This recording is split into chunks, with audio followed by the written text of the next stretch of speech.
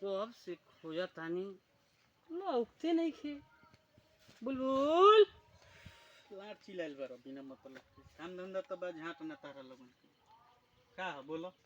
आ वीडियो ना बनेगी। ना वीडियो सीडियो के फेर में हम नहीं की 2 रुपया कमाए के फेर में बानी।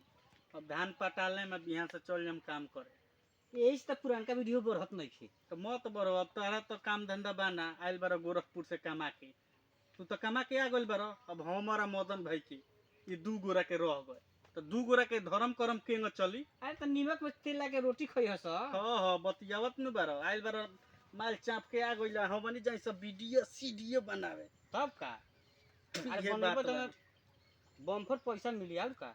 बम फर बाबाजी के धोधवा अथी भइल बा उहे ले ली तू जानल तालो के काम धंधा नहीं खे दे तर धान पटाओ तने घामा में चला आ तारा लोग चलो वहाँ से खोजत खाजत है सागवान के पेड़ में तालो के काम धंधा बा कि ना मर्दवा से बतइबा हमरा के। काम धंधा घरे का भी काम धंधा करे के बारे दिन भर सुता रह।